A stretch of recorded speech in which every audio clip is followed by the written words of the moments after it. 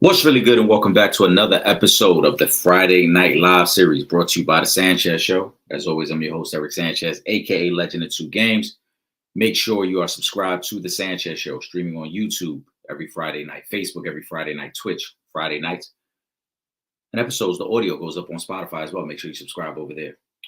Make sure you follow me across all social media platforms. You see the name right there, Legend of Two Games, completely spelled out. Shoot me a like, shoot me a comment.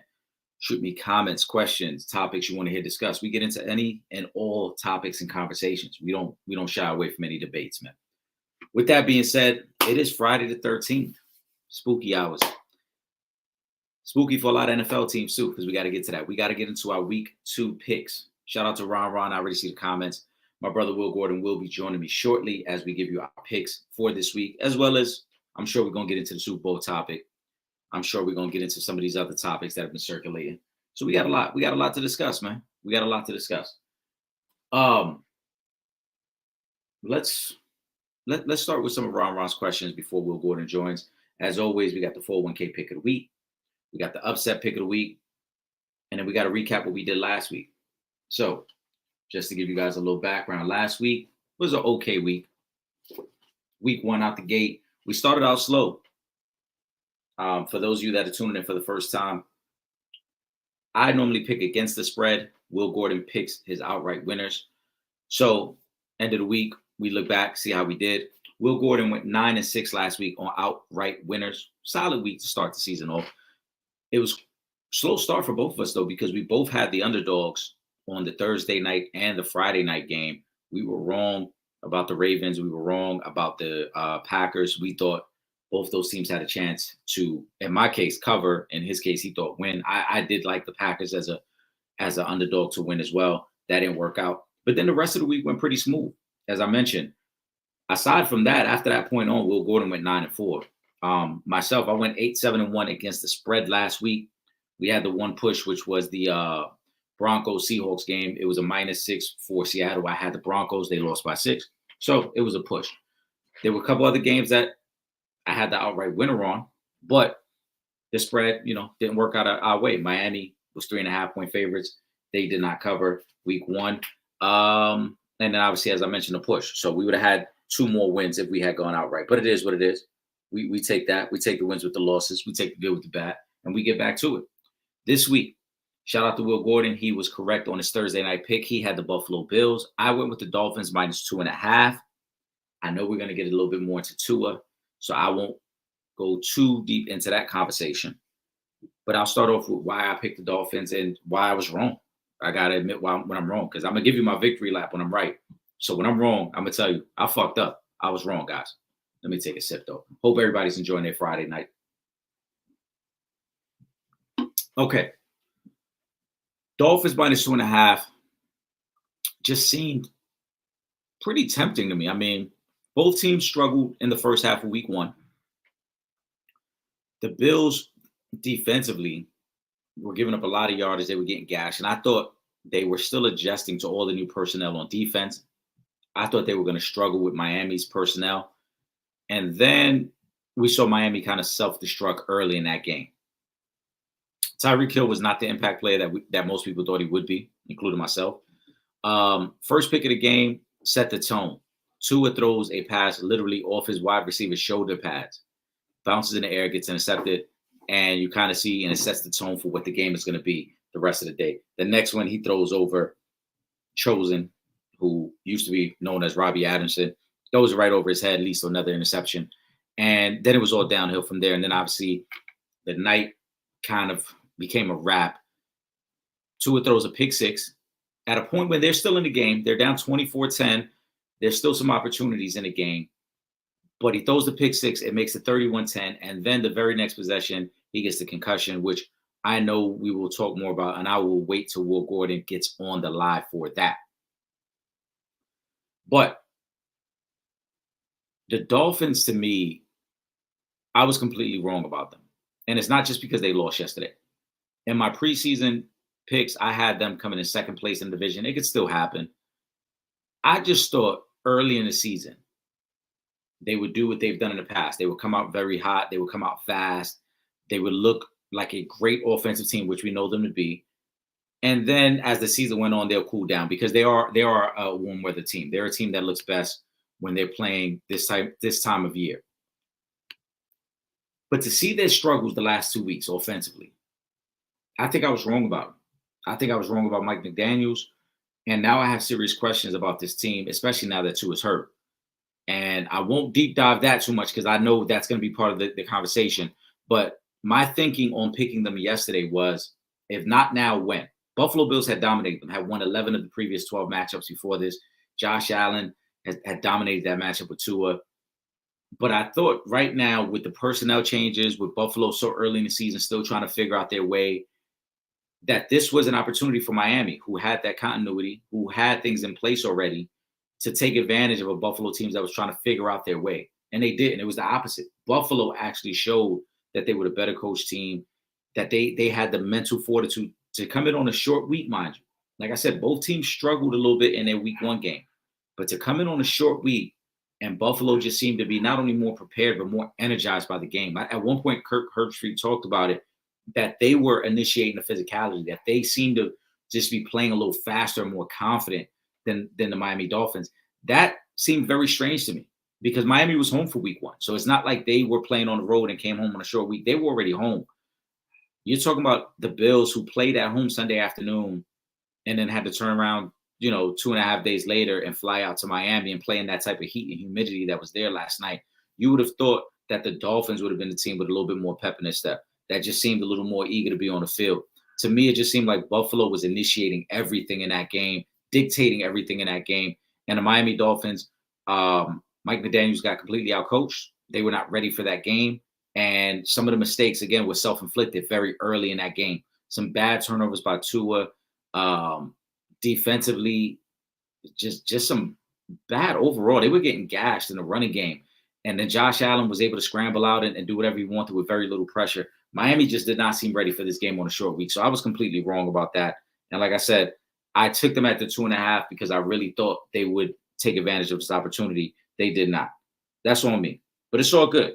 So far on the season, on the Thursday night games, I'm 0-2. We're going to get better moving forward with that. I look forward to what week 2 has to offer. But last week, I went 8-7-1 against the spread. As I mentioned, the one push was the Broncos-Seahawks game. That ended at 6. But push. It's all right. Overall, the worst losses of the week really were, I don't know why I showed any faith in the Commanders and the Giants. They play each other this week. That was terrible of me. I got to take a shot to that because that was fucking terrible. I should have known better. They already bad teams. I tried to give them hope in week 1. It didn't work out. Get them the fuck out of here. But the Bengals is probably the worst game, worst prediction of week 1. And it wasn't just me. It was a lot of people. A lot of people had the Cincinnati Bengals as more than what we saw on Sunday. I had them win the division. I picked them. That was my bold prediction for the year. I still think they could win the North, but they got a tough matchup this week that we're going to get into as well. But the Bengals, I don't even know where to start with them. They just seemed completely unprepared. We saw Joe Burrow flexing the wrist on the sidelines. The running game looked bad. It really was highlighted how bad the running game looked when you see what Joe Mixon did against the Colts in his first game with the Texans. And then you look at Cincinnati and their struggles in the running game. It's like, yeah, they could have used Joe Mixon. They could have used a guy who could run for 130 yards on opening day. T. Higgins still looked a little limited. Jamar Chase with all the contract negotiations. The Bengals look bad. And I think they're going to struggle again this week. And there'll probably be a team that picks it up and gets it going by week 4, week 5. But that might be too late to win this division. Because I think the other teams in this division, Baltimore is going to be better by then and will continue to get better. Pittsburgh's defense looks legit. And if they can get any quarterback play, they're going to be a legitimate playoff team. The Browns are the Browns. It's gone down the way I thought. Though I think this week they're in line for a bounce back because I think everybody's going to kind of be off of them, pause, and look at how they played last week and then expect them to underperform this week. I think this week they get back to it.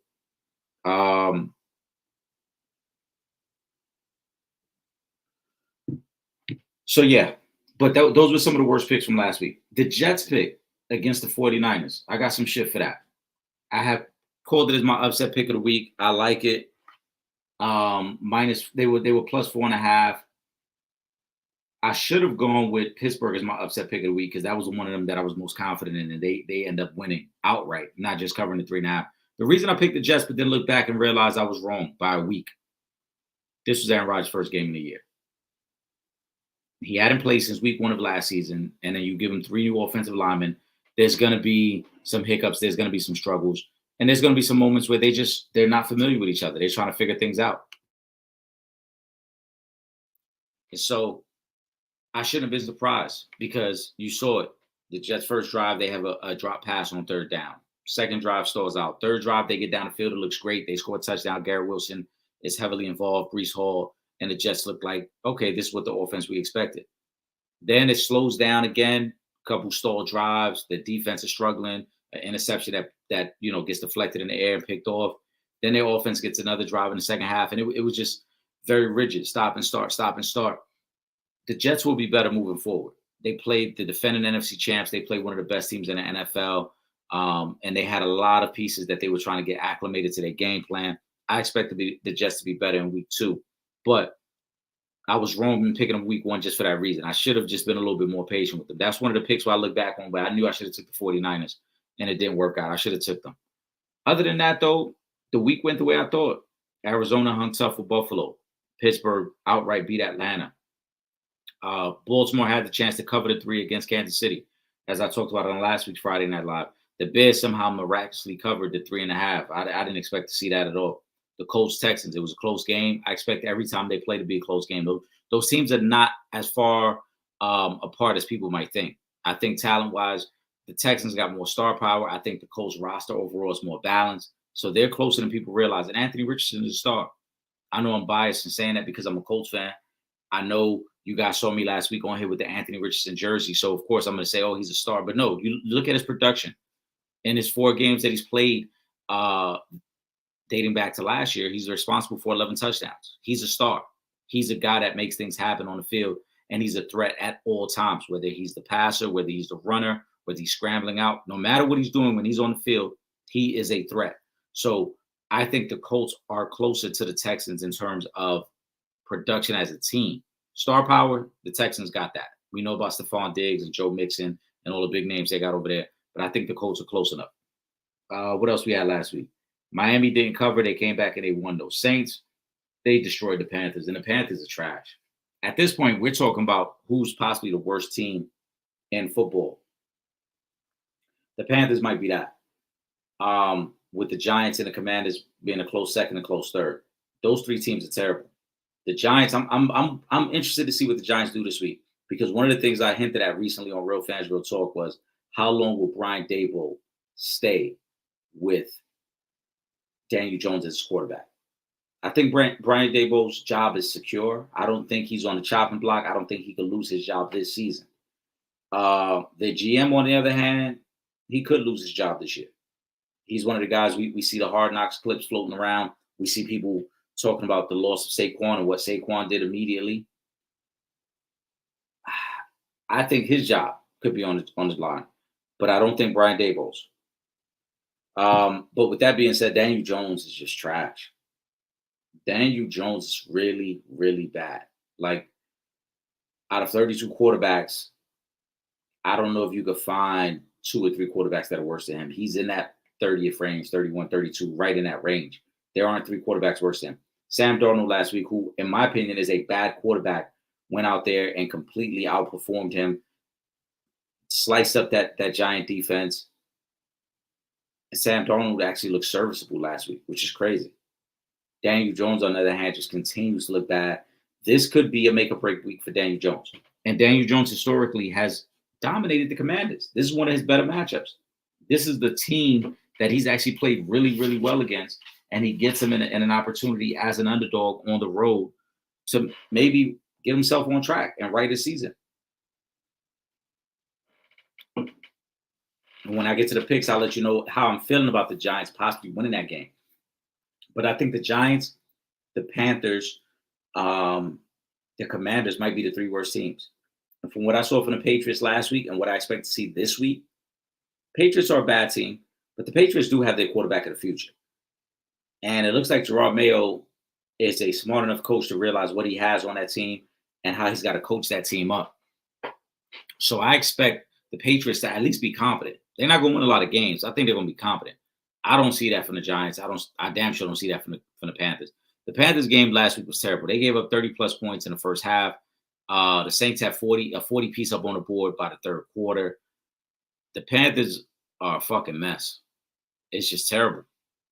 And now they go to a week 2 matchup against a Charger team that is well coached, that obviously has a better quarterback, that has better overall talent.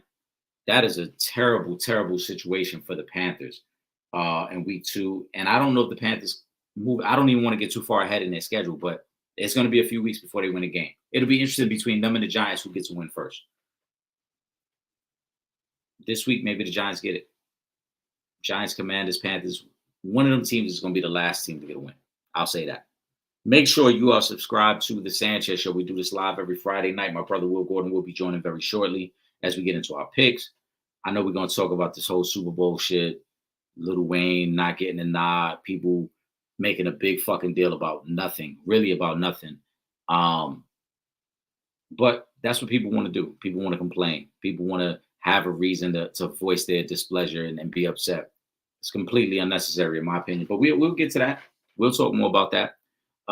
Again, make sure you are subscribed to the Sanchez Show. Make sure you'll follow me across all social media platforms. You see, let's put it back up there. Pause. Legend of Two Games completely spelled out. Shoot me a like, shoot me a comment. Send over topics, questions, anything you want to hear discussed on the show. We'll get into all that because we don't run for no debates. Now, it is Friday the 13th. I'm going to give y'all my favorite Friday the 13th movie. I feel it's only right. Right? I mean, Friday the 13th, what we talking about? We talking about horror flicks. We talking about favorite scary movie. But since it is, again, Friday the 13th, not Halloween, Friday the 13th, my favorite Friday the 13th movie is an easy one. And I'm biased in this one too. But just from a violence, and it has some comedy aspect in it, Jason Goes to New York. It's the best Friday the 13th movie. Y'all might agree, y'all might disagree. It is the best Friday the 13th movie. It has everything. And it's so, the characters in it are so New York is what makes it funny. Because you got cats in a movie as Jason is walking down the street who are so unbothered by this dude walking around in a hockey mask and a fucking mechanic's outfit, blood on him, dirty. You got motherfuckers bumping him in the street. You got motherfuckers cursing him out.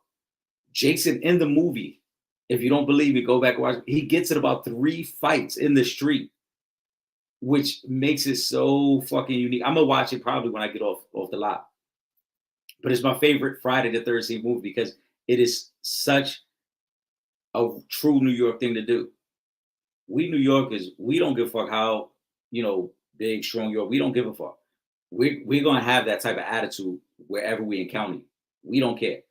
It could be the biggest motherfucker in the world, and we would never let you know that we're scared of them or that we're intimidated by a person. And in the movie, that's exactly what it is. The opening scene when he's walking down the street, there are people who are looking him up and down and bumping him as he's walking down the street. They're not moving out the way. They're intentionally getting into it with him and causing conflict. And then it's highlighted by the rooftop scene where him and homie actually shoot the fair when homie is sitting there trying to box him like he don't realize who this is. Like he doesn't even realize this. Look at the individual that's in front of you, the psychopath that's there. It's an all-time classic if you've never seen it. Friday the 13th, Jason Goes to New York is one of the best. To me, in my opinion, is the best Friday the 13th. You should watch it if you haven't already. But let's get back on some sports. Let's put the picks up too. My picks are scrolling across the bottom. We're going to get Will Gordon picks across the bottom as well. I expect this to be a big week.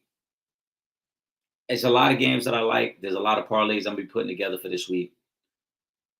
Week 1 is an indicator.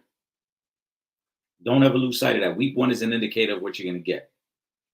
If you expect them to be bad and they were competitive week 1, that means they're a little better than you thought. If a team you expected was going to be good and then they struggle in week 1, they're probably going to struggle the rest of the season. That's why I say, I missed the indicator on the Dolphins. because the Dolphins were supposed to be better at home week 1 against the Jags. And then they showed me in week 2 who they are. And now with this Tua saga, it might be a long season for them, for the Miami Dolphins. It might just be an issue for them all year. Another team that I thought would be better and struggled right out of the gate, I guess Atlanta. I did have them to win the NFC South. They look bad against the Pittsburgh Steelers in week 1. And I know it's Kirk Cousins' first game. I had Pittsburgh anyway, so I wasn't surprised that Pittsburgh won. I think I was just surprised because I thought Atlanta's other weapons, Drake London, Kyle Pitts, would be more impactful with Kirk Cousins. The one part I did overlook was that offensive line is bad. And Kirk, who is the stature of a quarterback already, had to stand there and kind of take a beating, pause. So it was going to be a long day. It's going to be a long season for Kirk. I don't know how this all plays out for Kirk Cousins, though I still think they have an opportunity to win that division. But looking at Tampa Bay probably looked better than I thought. New Orleans, I can't judge that game. Again, they beat up on a JV sorry ass Panthers team, so I can't. I won't even read too much into that one. Some other teams. Who else? Like I said, the Jets. I'm not putting too much into that. Cowboys look good. I expect them to look good in week 2 as well, but we'll see beyond that how they can come together. I expect the Ravens to bounce back this week. Yeah. The Bears, I expected a slow start for Caleb Williams, rookie quarterback. I still feel the same way I felt in the preseason. If the Bears can find a way to win 3 of their first 5 games, they're probably going to be a playoff team if they can do that. Let's get to the comments. Shout out to Ron, who was in here first. Again, as always, Friday Night Live goes down at 8:30 p.m. every Friday night. It's part of the Sanchez Show. Shoot me a like, shoot me a comment. Make sure you are subscribed to the Sanchez Show over on YouTube. Shoot me a follow on Facebook, on IG, on Twitch, because I also stream off of Twitch as well. And then the audio goes up on Spotify by the start of the week. So make sure you're subscribed everywhere. Let's get to some of the questions. Ron has 3 right out of the gate, though. Let's see. We'll start with this one. McCaffrey ruled out on Sunday. Yes, he is. Christian McCaffrey is ruled out. I think the league is going to investigate how this has been handled just because of the way we saw it play out on Monday, where Jordan Mason kind of let it be known that he was told on Friday that he would be starting. Yet the league and all media outlets had Christian McCaffrey as a questionable, and it wasn't officially ruled out until I think 2 hours before kickoff. So he is already ruled out for next Sunday. It's a short week for them. They play the Minnesota Vikings in Minnesota. There's been questions about him possibly being put on IR for the next few weeks as he gets right. I think it's not a significant injury. I don't want to go that far because this team is still good enough to survive the loss of Christian McCaffrey. I think what this becomes, though, is will it linger? This is a calf injury that now they're also saying could affect the Achilles. To use like a cross sports analogy, this is kind of what Kevin Durant dealt with. This is kind of what Giannis Antetokounmpo dealt with recently. And you wonder in a high contact, high pressure sport like football, if this is something that he can heal up from by November, December, or if this will linger on throughout the season. That's the biggest question. After this game against the Vikings, though, there's not many tough games until they get to their October 20th game against the Chiefs. After the Vikings, they got at Rams, home against the Patriots, Cardinals, Seahawks. Very winnable games even without Christian McCaffrey. But you just wonder if it'll linger. Shout out to my brother, Will Gordon. Will, give me the thumbs up once you're ready to join the live. We'll get you situated. My man's ready to go. Bro, what's really good? Hey, what's happening, dog? Ain't What shit. it do, baby? Listen, let's get to it, man. I literally, this is the first question of the night I answered. Ron had put a couple up. I was just giving my thoughts on some of the other things. I know we got to get into this Thursday night and give our thoughts and reflection on Tua as well as the Miami Dolphins. I know you probably want to talk about the whole bullshit saga that's going on with the halftime show drama now. Everybody turning this to a Lil Wayne sympathy party. So I know we want to get into that as well. But let's start right here. Ron posed a question about McCaffrey being ruled out on Sunday. There's already talk that he's probably going to be put on IR and might miss the next 4 weeks. What's your thoughts on McCaffrey and how this could hurt the San Francisco 49ers? The backup, old boy in this place looked pretty much like he can handle the load. Pause. Whoa. You just got on the live 30 seconds ago. Wow. Whoa. I'm coming in hot. Pause. Again. Times 2. But nah, for real, I think with the way Kyle Shanahan, the way he schemes up offenses, he's what he is good at. I will give him is that he knows how to get the most out of what he can from a certain player's skill set. So we didn't really see a lot of different from what we were used to in the 49ers offense last game with what's the kid's name? Jordan Mason. With Jordan Mason in there. Mm-hmm. So it's like, I mean, I know McCaffrey's a superstar, but is this a case of system where if you got a guy that's capable and can do the things that fit the system, in which just from a 1 game sample size, and actually he played a little bit last year, right? Right at the end of the season when they was giving McCaffrey a rest. But yeah, the one thing I will say that I don't want to say we overlooked it, but that really I think helped this situation was he got all the snaps during preseason. Mm-hmm. So because Elijah was out, and McCaffrey is out. So as you mentioned, Kyle, the system is the system.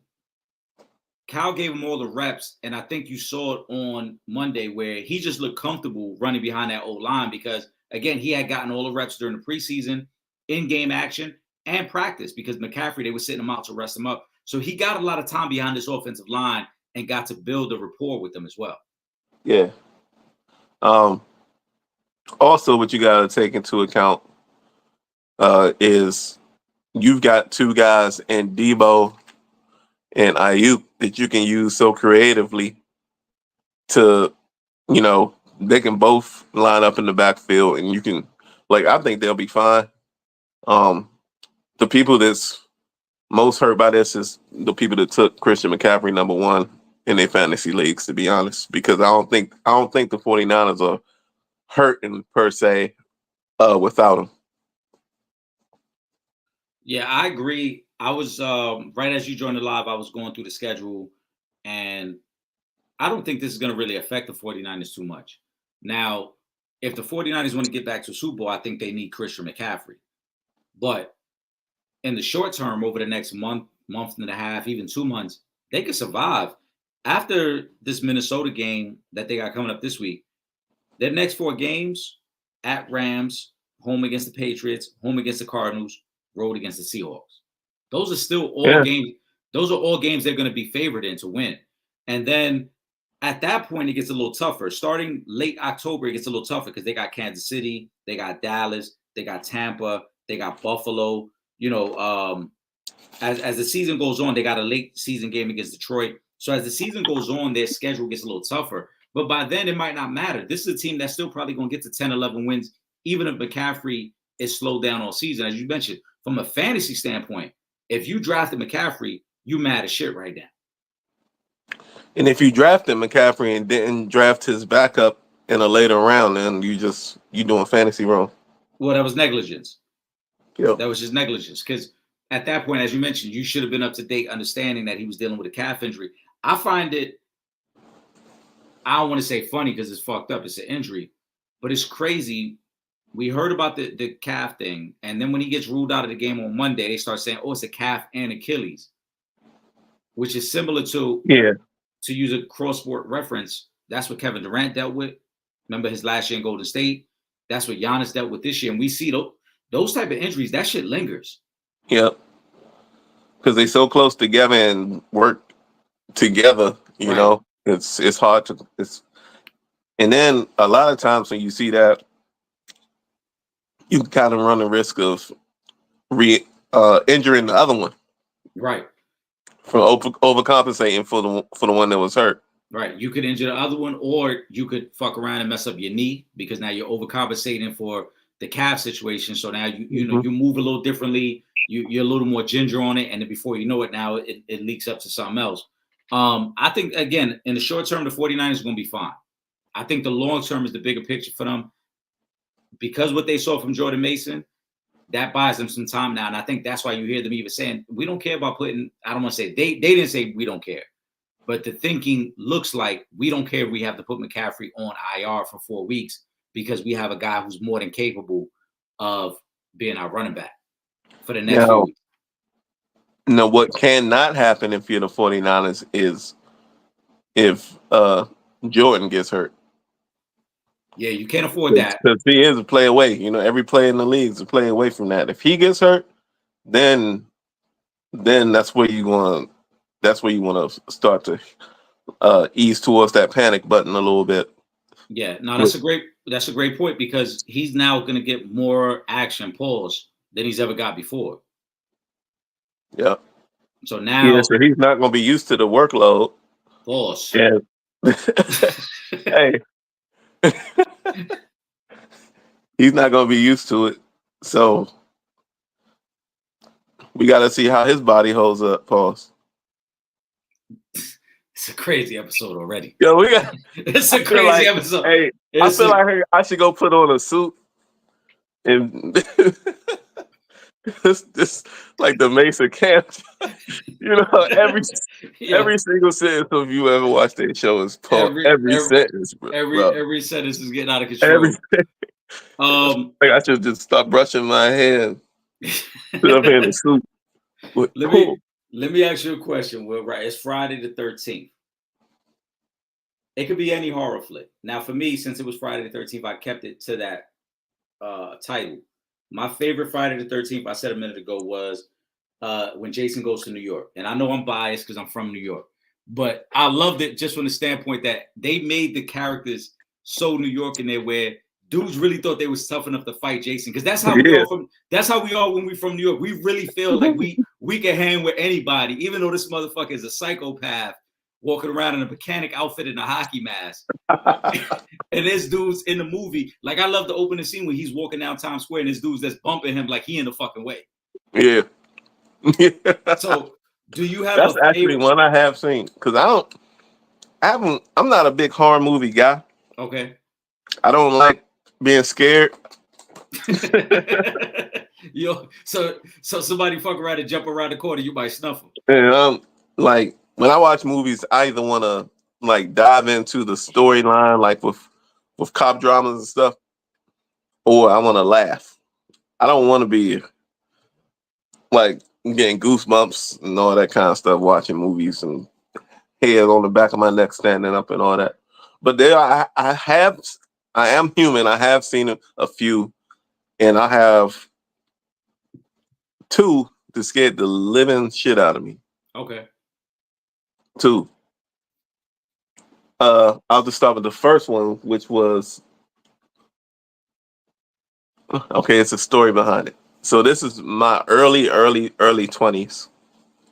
I'm like, well, you can check the year the movie came out, but once I say what it is, so I'm watching the movie at an associate's place with her friends, and one of her friends was like this big time hippie chick, like she was a hippie, her mom was a hippie, and they would go out because I'm up here, the part of the country I'm in. They be up here picking their own shrooms.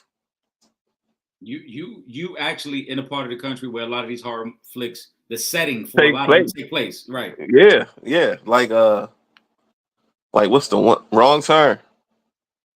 It's one of my favorite movies of all time, by the way. No, that's That would take place within like 2 hours for me, either direction you go. But back to it. So this is my first time and last time ever doing shrooms. So they had the raw joints, like the ones you just eat, and then they were making a tea out of them too. And in the tea had actual shrooms in the tea, like almost like if you were drinking like a Asian soup, you know how it has the mushrooms and stuff in it. It was kind of like that. So me, being who I was like, give me all the shrooms, drink the tea, and then they're like, all right, let's watch a movie. They put on this movie, and I know if you like horror movies, you've seen it.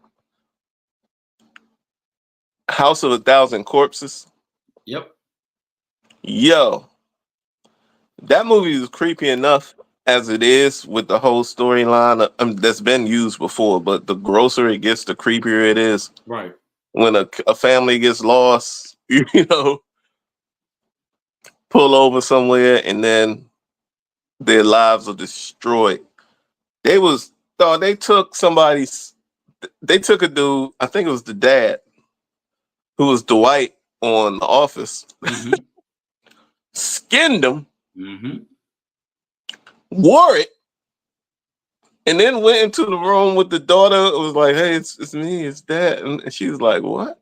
And once she finally realizes it's somebody else with his skin on, yo, now think if you tripping off a handful of shrooms and a Yeah. whole cup full of shroom tea watching this movie. That thing messed me up, dog.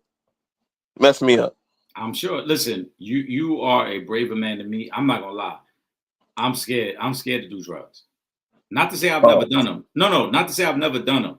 like I said, it was the year the movie came out, so this is But way back then. It's like 20 some like years ago. drugs like that make you hallucinate, bro.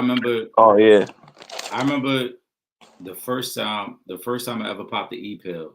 I was like 19, and same thing like you just said. Like you take it and you're like, oh, that shit ain't do nothing. And then I took another one, and I had a And you wild should have waited on the first one. I had a wild trip, bro. Not only did I have a wild trip, it wasn't even a trip that fucked me up. It was the come down off it. Because when I came down off it, I ain't gonna front. I've never done like hardcore drugs, but that shit made me feel like a fiend. You was non. Like, yeah, like the Hmm. sweating, dehydration. Like, I know you was up the whole next day, but sleepy as shit. bro, I think I was up for like 48 hours straight. And then like that raw feeling in your stomach pause where it's like, yo, you like nothing you drink and eat can satisfy that feeling where you just Yes. feel like, nah, bro. That was like the first and last time where I was like, I'll never do this shit ever again in my life. Never. I'm not even gonna lie. Never. So to do shrooms, I'd be like, I'd never do that shit. You know what I'm See, saying? I felt like I could trust him more because I know she had just picked them herself, and she was Yeah. like an expert on them joints. So they were like organic. They were organic. They weren't stepped on at all. It was puro. It was puro, Bobby. It was the best you could get. Yeah. Nah, I wouldn't fuck with it. But yeah, the House of a Thousand Corpses is crazy. Who's the dude that made that? He's a psychopath. Isn't that the dude Rob Zombie? Rob Zombie, yeah, Yeah, he's a freaking he psychopath, did. and it comes Yo, out in this movie. yeah, he don't get enough credit. When he redid the Michael Myers, the Halloween joints, he did like two of them. Like his mind is fucked up. When you look at Yeah, the level of brutality and violence in the joints, it's like, nah, this dude crazy. yeah, you ain't right in the head He also when you did coming up with that shit. oh man, damn, now the name slips me. But it's another movie he did that's crazy where it's like this guy and this girl going around, they killing. I'm gonna think of it now. I'm gonna think of it in a second. But it's crazy. It's some ill shit. But I love horror flicks. I ain't gonna front. But the wearing of the skin, just like Texas Chainsaw, that's crazy. Oh man, that's next level ridiculous. Yeah, And it was yeah. supposed to be her dad. Oh, that was crazy. Nah, that's like I said, Rob Zombie. Yeah, like you said, he's sick in the head. He had that one. What's the other? Oh, the Devil's Rejects is the one I'm talking about. Yeah, the clown was in that one. The same clown was in. Yeah, Because he did Man, look, the House of a Thousand Corpses is actually his first movie. Then he did The Devil's Rejects, which is crazy in itself. And then he does a couple years after that, he did the Halloween, um, like his version of it. He did part one and part two. Because man. there's the scene in Halloween I'll never forget when homie in there trying to take a shit, and dead ass Mike is banging on the door to try to get in the joint. He was like, man, I'm in here, and then he bang again, and homie was like, yo, you must not know who the fuck you fucking with, and he get up off the toilet, crazy because he ain't wipe his ass. He just get up off the toilet, so you already know some wild shit going on. He don't even wipe his ass. He get up, and he a big dude himself. And when he see Mike, they they square up type shit. And then Mike start throwing him around the fucking bathroom stall and banging his head up on the other side of the stall. It's like, oh my god, Light work. yeah. For Mike, that's light work because he a fucking psychopath in himself. Let's get to some of these sports questions. Then we're gonna get back on some other things as well. Oh, But my real quick, my other scary movie, because I only got two, and I saw it when I was a kid. I was home by myself. It was thunderstorming and it was at night. My parents had to work. Okay, you know how it was when we was you coming. gotta explain to me shit. Pet Cemetery wrecked my life. You fucked me up. And like you said, that was a great point because we were raised in an era where it was like, don't open the door, don't answer the phone. Yep. You got everything you need in this house. Don't open that Yep. motherfucking door. Don't answer that phone. Don't play with the stove. That's it. Yep. And everything you need that's it. Is there. The food was already done. It's whatever you need. There's snacks in that fridge. Stay away from that window. Don't be out there just, talking to people outside that Yep. window. The window. That's what I forgot. Don't be looking out the window. Yep. Why not though? For real. I guess they worried that somebody would know you home alone and then try to convince you to open that door. Like, oh, there's no car out front. Yeah, nah. See, I grew up in a project, so I used to love looking out the window. I ain't gonna front. Everything was happening outside. Oh, everything was happening, and then in the apartment I grew up in, it faced the front of the building, so all the for lack of a better term, all the neighborhood celebrities was outside. Yeah. You know what I'm saying? The cars was outside. The bodega was The open. music was playing. Yeah, the music was playing. The bodega was open at 1:00. So you saw cats moving around outside. They bringing their girlfriends through the block. You know what I'm saying? Everything is happening outside. So I used to be like this at the window, like, yo, Yeah. there you go. You know what I'm saying? It's happening. I want to go outside. Nah, you ain't going outside. Keep your ass in this house. But but yeah, that's how it was. Where we at with it? Let's get into a sports topic and then we get back. Yeah, let's get into something and then we get back into something. Ron. Shout out to Ron. Expect the Jets to impress this Sunday. I would think the question should be expect the Jets to bounce back this Sunday. One of the things I talked about, Will, was that I jumped out the window a little bit. I picked the Jets last week, and then as the game was going on, I remembered, I'm like, you're bugging. They got 3 new offensive linemen. Aaron Rodgers ain't playing a year. They're going up against arguably the second best team in the NFL. They're going to be some struggles. Now, they had some moments offensively, but there's going to be some struggles because they don't have nothing going on. So in your opinion, do you expect them to be better this week as they face the Titans in Tennessee? Yeah, because I think the defense automatically is going to look leaps and bounds better because Will Levis might be the worst starting quarterback in the NFL. He is absolutely an embarrassment to the position. But he'll probably be able to ride out the whole season, pause, without having to look over his shoulder. So I really think they can go in there and destroy this thing. Because I watched the whole Titans game last week against the Bears, mainly because the Chargers didn't play till 4:00. I had the day off, and my boss is a Bears fan. So when Tennessee's up 17-0, and something told me not to text them because I was wanting to talk so much shit, and then they just he literally handed them the game based off of his horrible play at quarterback. He gave them that football game. You lose to a team where the quarterback doesn't throw for 100 yards, doesn't throw for he didn't throw for a touchdown, right? No. And the defense scores 3 touchdowns. When you were up 17-0, come on, man. I'm like, that performance kind of put me, because I thought the Giants were going to be the worst team in the league this year. But when I see a team come out and perform the way that they did,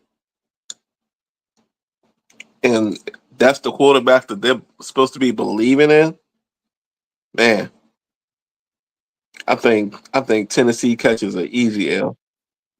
I think, and I agree with you. What gets overlooked in that game was that the score makes it look like it was more competitive than what it was. Yeah. Tennessee was terrible. It's just that Caleb Williams was terrible as well. But in Caleb's defense, a rookie quarterback making his first start, he made some bonehead plays. Yeah. Like the 19-yard loss on the scramble. You cannot do that in the pros. That should be. He should learn that lesson immediately. Like, you cannot put your team in that position when you losing 19 yards running around. 19, right? There were some drops out there, to be fair, but he was late in timing on a couple throws. He did overthrow a couple guys. I'm gonna just chalk it up to first game jitters for him. Cause I mean, come on, like, we're in such a microwave society. It was his first game, so. But we do got to judge him off of what we see. No, I mean, I 1,000% agree with you. Like I said, I've been of the camp saying from the jump that Caleb is probably going to start slow. That's what most rookie quarterbacks do. The adjustment to the speed of the game, the adjustment to new teammates, because a lot of these guys don't play in the preseason. This is their first real in-game action, so you expect there to be some growing pains. I'm not disputing that, and I've always said, even when you and I talked about the Bears possibly making the playoffs, I said give them like 4 or 5 weeks to really figure it out. Yeah, I'm just saying that. I'm just saying that from the standpoint of how bad Tennessee was. If they were facing a team that was more in sync, they'd probably get blown up by 30. It's just the fact that they played a team with a rookie quarterback who was trying to figure it out. Because Caleb misses Keenan Allen wide open down the left sideline. He won't miss that. That would have been a 53-yard touchdown. He won't miss that pass in 2 weeks. And give him 2 more weeks, and they're going to be so in sync that that's just going to be an easy throw right there. But and right now, and Keenan dropped that out in the end zone, so at the pylon. They're gonna, like I said, they're gonna get it right. Tennessee, though, I thought it was wild that the coach came out and said we could have punted the ball every time and won that game. That's nuts. I've never heard a coach throw his quarterback under the bus that crazy. To say we literally lost because we kept giving you the ball. Yeah, that's what he was saying. That's crazy. He said we could have punted on first down every possession of the second half and won that game. We could have played man on simulation. Yeah. We're just playing defense. Yeah. And won that game. I'm back in the Madden, by the way, man. I was talking about that a little bit last week. It's a great space to be in. Because a few weeks ago when I was up in Cleveland, my man got the 5, and he got the new Madden on there. So we was playing. I had to go ahead and mop him twice, and that got me back into, because I ain't really played since like 2021 for real. And I got the last game I bought was 2023, and all I got's a PlayStation 4. Man, I ain't had the kids one day this week. I dusted that thing off, put it, fired up the game. And the Chargers on that, that's still the team with all the talent. Yeah. That's when they loaded up. That's when it's Keenan and Eckler and Mike Williams before the injuries. I saw the season and everything. It's a great space to be in. Like I said, Madden. People don't realize how just like how good it is to just throw the game on and get a couple games in. I haven't had this time to the Yeah. time that I guess being older and stuff. You got a lot of responsibilities, but man, it's Hmm. and I can't say how we always say that they don't change nothing on Madden every year. I can at least say from playing the new game on the 5 is a step up from playing 2023 on the 4. I mean, I guess that would be a obvious step up. Hmm. But the new game is the new game. I give it a thumbs up. I'm not buying it. I'm not buying the 5. But for the Madden heads, I think Madden's back, and I'm hearing rave reviews about the NCAA The uh, college game, the college game. game is Yeah, excellent. The college game is excellent, and I think that's what helped Madden step their game up as well. It's they all had it's that pressure finally. Yeah, but I also think it's the collaborative effort because um, being that it's all under EA, you got you got some new minds working on the college game and which one to bring in, and I think it helped. Madden every year. The thing with Madden is Madden has little subtle changes that to the game. So I understand people who say, "Oh, the game ain't changed much," because it depends on how you look at it. Like I thought 2 years ago, maybe 3 years ago, they made a more impact on like making the game more realistic in terms of running the football. Because for Mhm. years, it was an arcade style game, like, oh, just get around the edge and speed wins the day every time. Right. If you had like a fast running back, just get him on the edge, and 9 times out of 10, he could just outrun everybody. And then they started creating a blocking scheme in the game where you actually had to read the blocks and be able to run in between the tackles. And the AI of the defense got better where you just couldn't keep doing those same type of things. The same thing with the passing game. A couple years ago, if you did like deep crosses and drag routes, those were almost unguardable because the artificial intelligence never picked up on a receiver that started on the right side of the field dragging across to the left side. Somebody got to pick him up.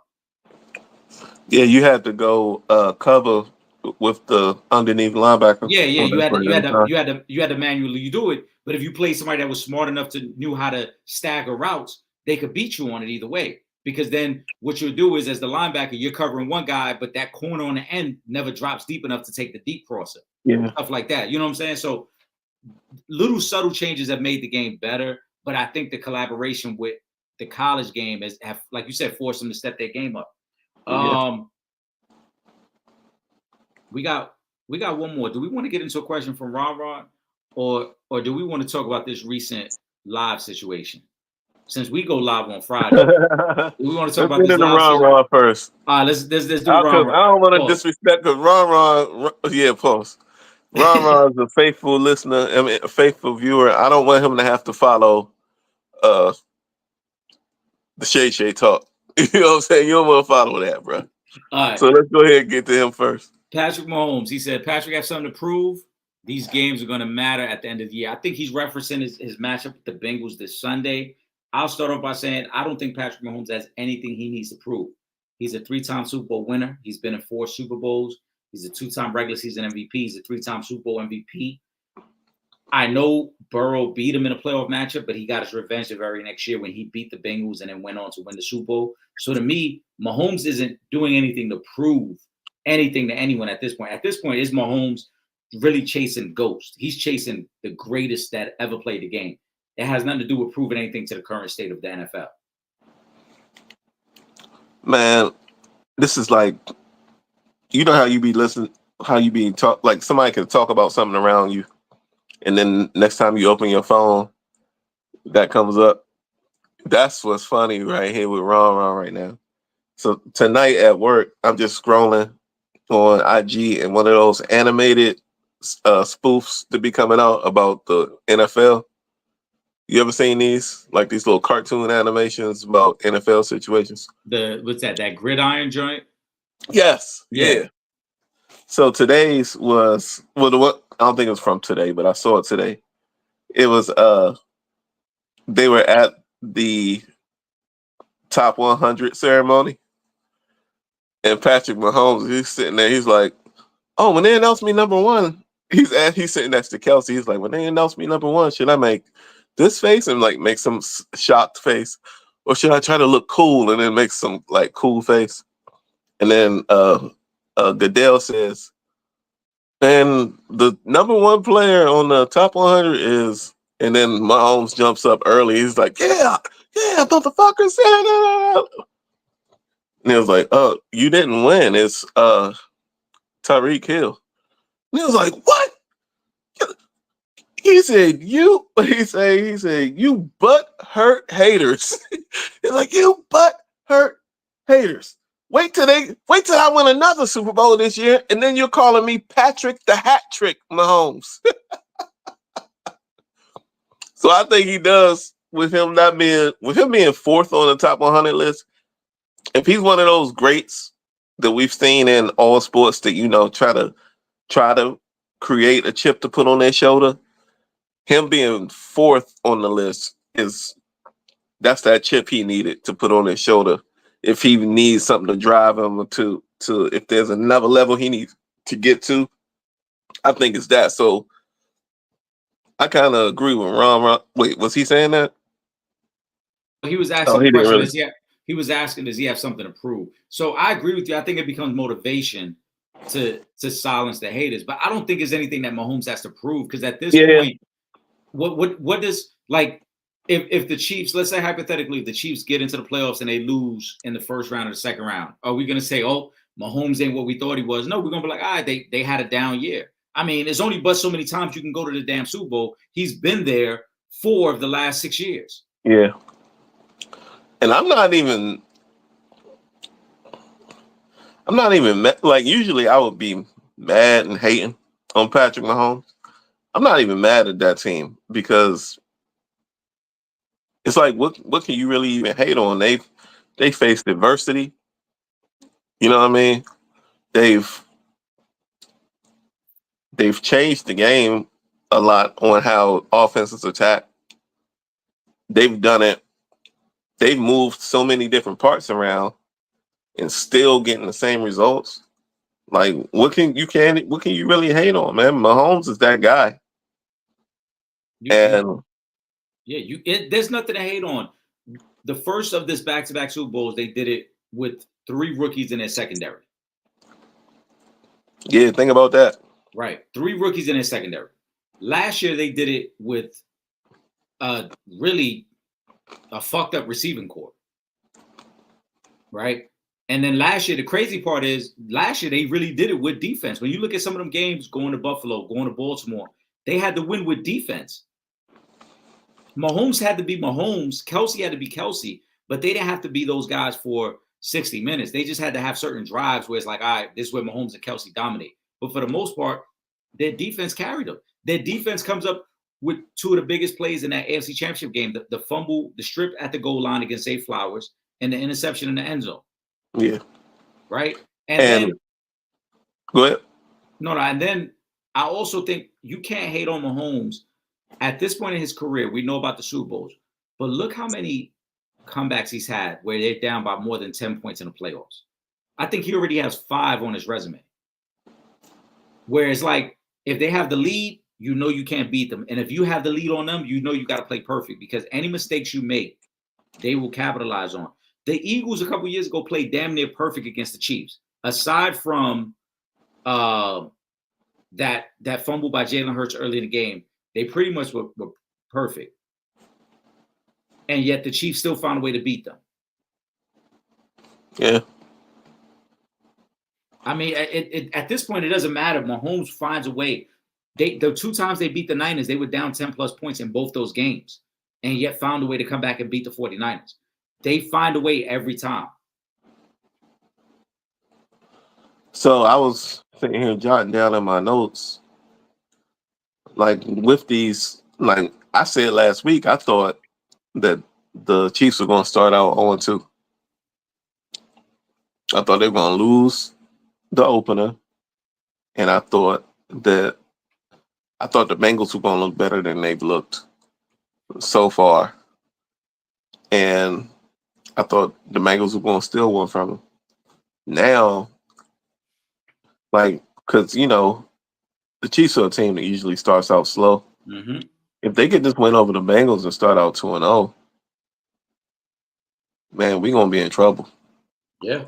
Because we never seen them get rolling so early, to get that machine oiled so early.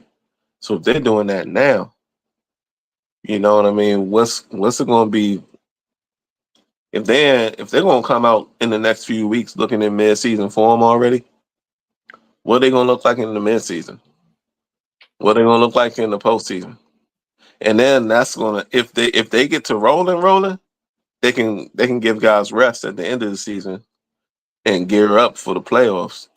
Yeah, I mean, when the schedules came out, this was viewed as two of their tougher games right out the gate. Ravens and Bengals.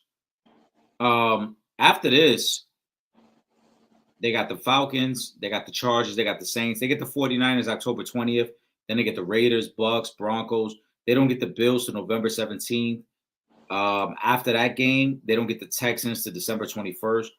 I mean, those are really the only three games that we look at the rest of the season where they're probably questioning on whether they can win those games. If they get through this Bengals game, you and I both have them winning this game.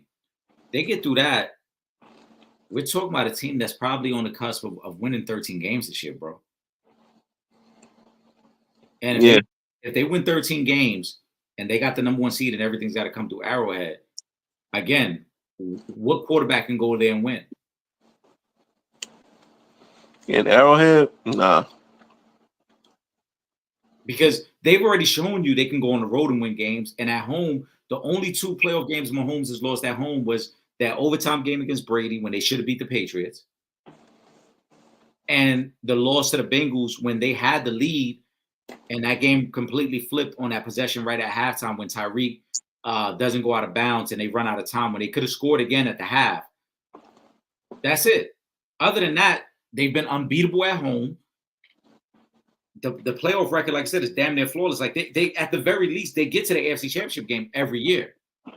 Their most viable threats are in the NFC, so they won't see them till Super Bowl anyway. Right. If they get home field throughout, then it really becomes like, all right, I don't see the quarterback who's Josh Allen has never gone in there and won a critical playoff game. We know that. Lamar has struggled against Kansas City his career. So who's the quarterback? Who's left? Who's the team? Yeah, who's left? Because Joe Burrow doesn't look like himself right now.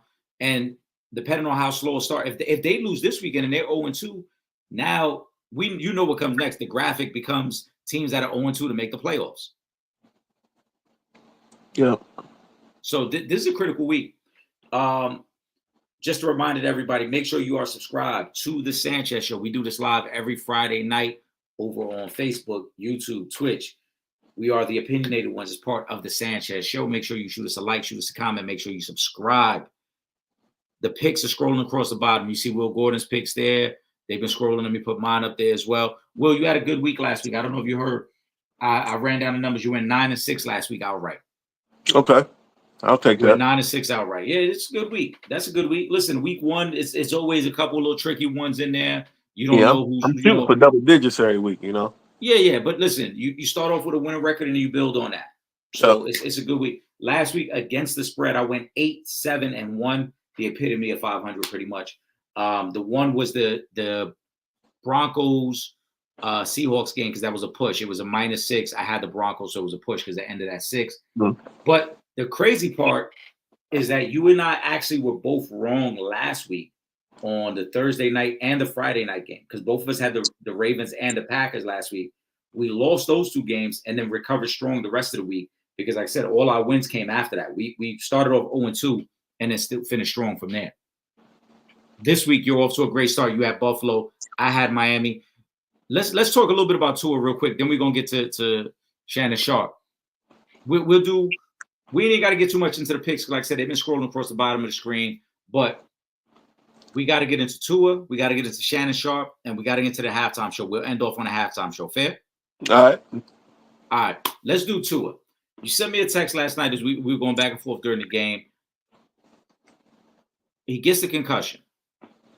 Should he retire? Just to lay this out for people, this is his third diagnosed concussion, but realistically, this is fourth that we've seen because the first one was never diagnosed, which led to him playing that Thursday night game a few nights later when we see him throwing up gang signs on the field, right? Fucked up, but it is what it is. It is what it is. All last year, that's what it was, Will. That's what it was. He was set. He was set. Hey, He was set. I He was saw a set joint tripping. today. I saw a joint today. It said live look at Tua Tagovailoa, and it was that breakdance chick from the Olympics, which it Oh was my God. Nah, he was set tripping. man. He was set tripping. But this is what we really. This is a conversation we need to have, right? Should he retire? And then you and I had this conversation when those other concussions happen. At what point does the NFL step in? Because this young man is his third diagnosis. This is fourth concussion that we know of in the last 2 years. We know already. The data suggests that once that cage gets rattled, you're never the same. He should be bothering. Right. The frequency that he's starting to get these concussions. Now, again, 4 concussions in 2 years. You're on a pace now where we're really talking about your health and what you can be after your playing day's over. So, Will, I'm going to ask you, should he retire? Should the NFL step in?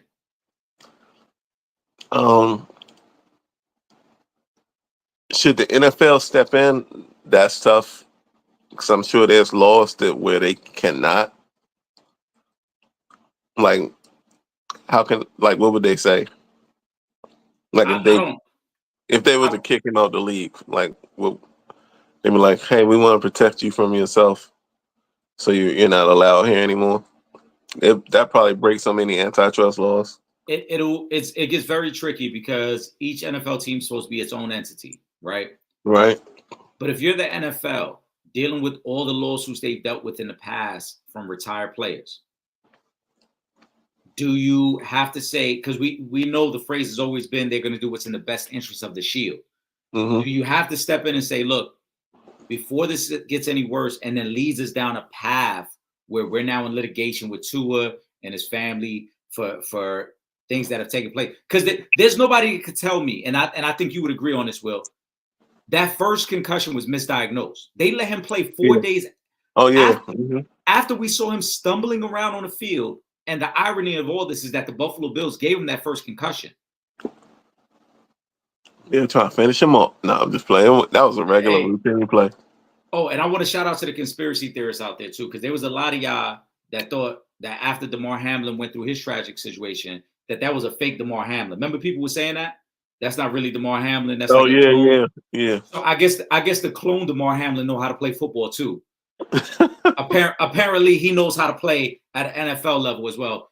Ironically, that y'all never bring that up anymore. Y'all was so quick to say that shit then. Now, I think he should retire. I think he should have retired last night.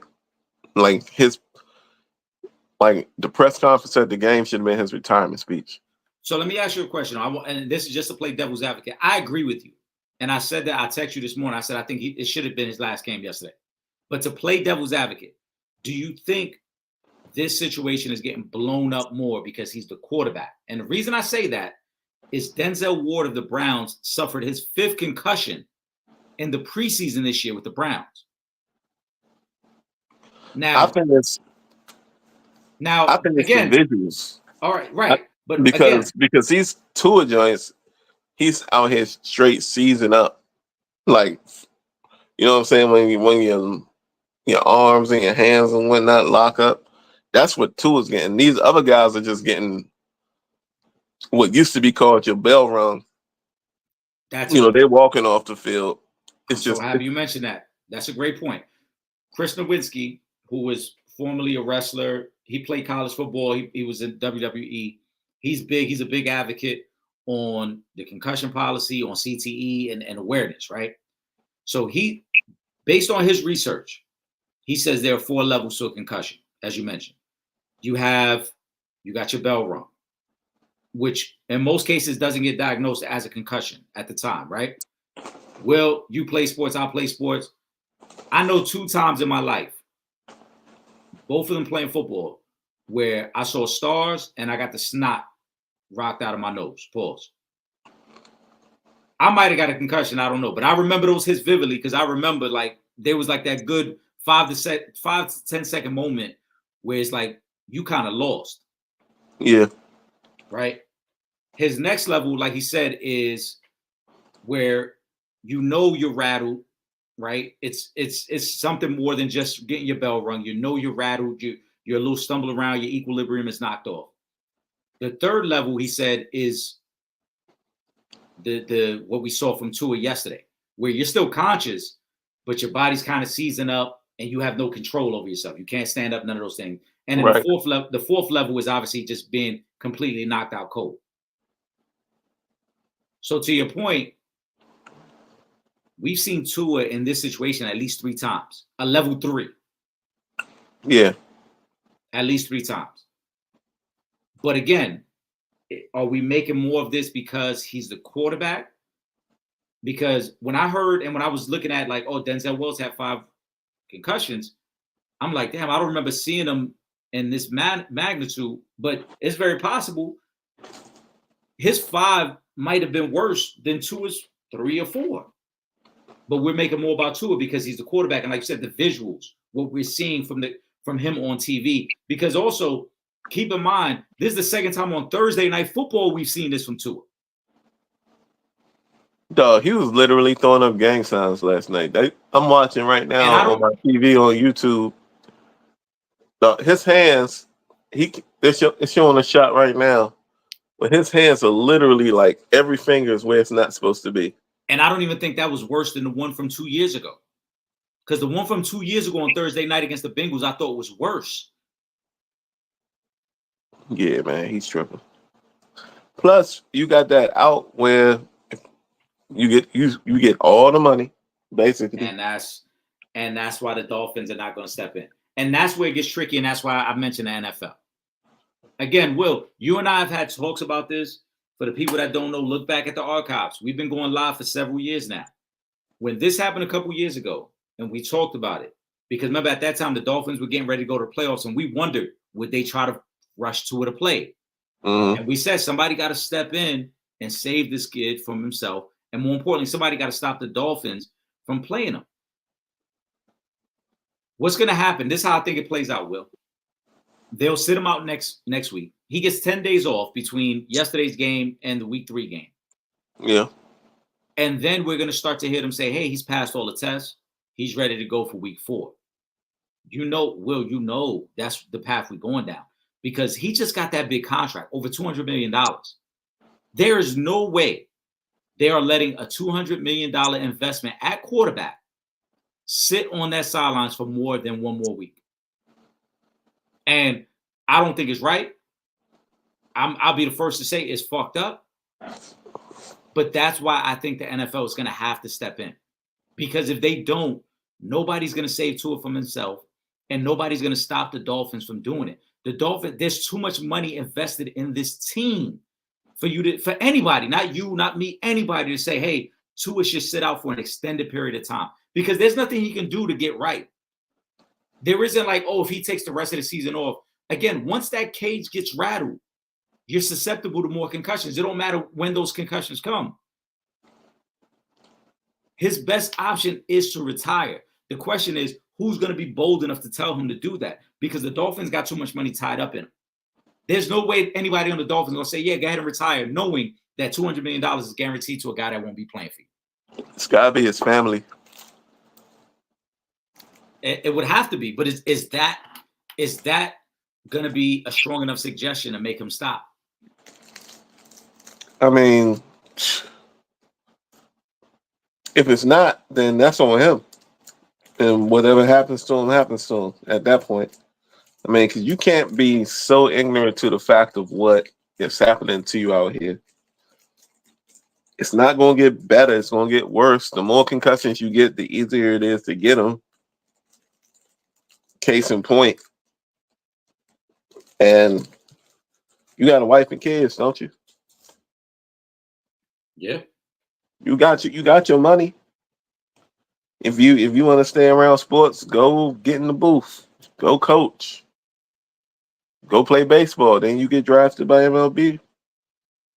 I mean, he's not going to go play baseball at this point. It's too late in the game. Well, I think it's too late. The tricky part with Tua on this one is also his age. He's 26, 27 years old. We That's all super. know, That's no, young. of course it's young, but it also leads to, like you said, that defiance and that ignorance to feel like, nah, I could do it. See, Tua isn't thinking about what he's going to look like as a person when he's 40, 45, 50 years old. He's thinking about right now and thinking about this is the game I love and this is what I want to do. But you and I both know that those things that he's dealing with right now, the things that he's experiencing, are going to have a major effect on his life when he hits his 40s. So You know who that's why, needs to call him? Andrew Luck needs to give him a phone call. yeah. Andrew Luck wasn't seeing nearly the seriousness No, of Andrew injury. Luck. Yeah, Andrew Luck had injury. He never suffered the concussions like this. But Yeah. Andrew Luck was smart enough. And I always said, as a Colts fan, I always respect the hell out of Andrew Luck. In a moment, it was like, damn, he's retiring. Like we're just starting to get good.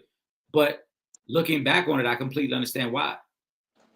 I He completely said, understand why. "You'll appreciate this, New York kid." He said, once he checked his bank account, right, and then he was like, "Man, my back hurt.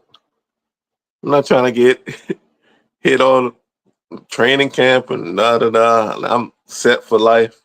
He said 2 words: "I'm gone. Yep. And listen, and I don't blame him. I'm gone." And every year that goes by, I respect him more and more because he's never even flirted with the idea of coming back. So Nope.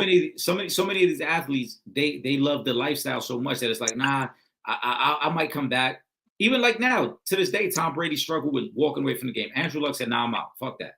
Andrew Luck don't even be trying to be around the game. Nah, he said, I'm out. I'm out. Yeah, Fuck that. I'm good. I'm straight. I'm good. I Hey, got my money. what did you think about Tom Brady's performance as a broadcaster his first time? I thought that it ain't gonna last long. Pause. That It Tom was Brady, horrible. it was bad. And I know they're trying to recreate what Romo has done. You can't recreate. Tom Brady doesn't have Romo's personality. He was so incredibly nervous, like way more nervous than I thought he'd be, because he's in the spotlight all the time. He I fumbled over wonder. so many words and was like This, horrible. yeah, he was all over. It was too much dead air, which is the number Yeah, one that's the number one telltale sign that you're not comfortable. yeah, It's too much dead yeah. air. The Tom Brady, there's two things that really stuck out to me. The first was we already heard the talks that he's not allowed in these pregame meetings because of his affiliation to the Raiders ownership group. That to Oh, me so is, he yeah, he does not get to sit with the coaches and the players on Friday nights the way other broadcast teams do, which is that's weird. that's vital information. Yeah. That's vital information. The second thing, one of the I had heard Tony Romo on a podcast a few years ago when he talked about the preparation. He said Tony Romo said before he even went live that him and Jim Nantz would meet up once a week for a whole year and they would watch old games and like rebroadcast them. Oh, yeah, in practice. Right. And to build that rapport, like we talked about, to like kill any dead air. So that it was like he would know when Jim Nantz, when Jim Nantz sentences were ending, and Jim Nantz would know what type of information he was going to plug in that spot, and it would just be a fluid conversation all the way through. Tom Brady's going to need time to work with his guy, but I don't think it's going to work because Tom Brady, this is not who he is. You can't go from all those years in New England and being a guy who didn't give the media much insight and didn't give the media much personality to now being this like media darling who just is so fluid and just talking and letting your personality show. He was never that as a player. And in his defense, Kevin Burkhart's not like some stellar point man either. Like it's not like he got Joe Buck up there with him, you know? That's a great point. Like his setup man is not on the level. He's not even like a Mike Tirico or what's the dude from Monday Night Football? Al Al Michaels. Michaels, yeah, Al Michaels. Yeah, yeah. I think Tom would do better with a more seasoned point man. I kind of question that matchup. I don't understand why. So Greg Olson and Kevin Burkhardt, I think, work well together. Somebody got to tell me why Gus Johnson doesn't call more NFL games. Gus I don't know. Johnson is one of the best football play-by-play guys Mm-hmm. that has ever done it. And I think somebody like him who has a big personality and has a lot of energy will work perfect with Tom, because then Tom wouldn't have to be the big energy guy. Yeah, He would just that feed would off be a good. like Gus. I'm not mad at that. Yeah, Gus would be able to carry most of it. You know what I'm saying? And then Tom could just plug in the insight that we're looking for. Yeah. And also too, I think what Tom is trying to do doesn't fit play by play, because guys like Peyton Manning, Bill Belichick, you see it, they want to give you such in-depth information that for somebody like you and I, we would love it. But for the casual fan, it's like, yo, Tom, you speak in Chinese, bro. Mm-hmm. You talking about blocking schemes and audibles. I just want to know why this guy ain't catch the ball. Yeah, they really want Tony Romo 2.0 out of him. Right, that's what they want. And even now, though, Tony Romo's still. I think when Tony first started, and I agree too that he's still now. When Tony first started, it was unique because Tony was, quote unquote, predicting the play before it would happen. Mm-hmm. And the reason I use air quotes is that goes back to the Friday meetings. When they sit in the Friday meetings and you're able going to over concepts and stuff like that. Going over concepts and understanding what's your third down game plan, what's your short yardage game plan. It simplified it because Tony, as a student of the game and as a quarterback, realized, all right, second and short. They already told us this is what they're looking to do on second and short. So now I'm just reading the formation based off of the information you already gave me. I can tell you what the play they're going to run right here. Especially off what the defense is doing. Right. But that's all it was, because if anybody who knows the game sits down with a coach and the coach tells you, hey, on third and short, this is what we're trying to do. On third and long, this is what we're trying to do. Early in the game, this is what we're trying to attack. Late in the game, this is what we're trying to attack. If we get behind, if we're ahead, all those notes are sitting. That's the part that people don't realize. A lot of these guys, and this is not a knock on Tony Romo, a lot of these guys don't really know the game. A lot of these guys sit with a notebook and all these sheets. Bro, I went to the Florida State game against Virginia Tech last year, right? I'm sitting in the press box. They give you about 20 of these, bro. Damn. 20, front to back. I can read That's off any info. All info. Third down tendencies. All this is given to the media when they're there. So when you go in that press box, there are guys that are sitting with a bunch of these laminated that are just covering the game. But it simplifies it for them so that it gives you the front side is the roster of both teams. On the back side, it gives you all their tendencies. Third down percentage, fourth down percentage, tendencies to run on first down, tendency to pass on third down, all these different type of things, right? The quarterback is 60% when he's throwing outside the numbers, but he's only 45% inside the numbers, right? He's this percentage against the blitz, but he's this against man coverage or four-man rush. All you got to do is get to the game an hour and a half early, and you can literally read off the back and already have an idea. So all them graphics they show, that all that shit is been worked in before the game. So when they talk about it, they sound like they're so knowledgeable. They're really just studying what was handed to them and say, look, these are the numbers. There's really an analyst already there that's broken this whole shit down for them. That's the same way with basketball. Yep. Yeah. It's the same thing. They'll be knowing that stuff off the top of their head.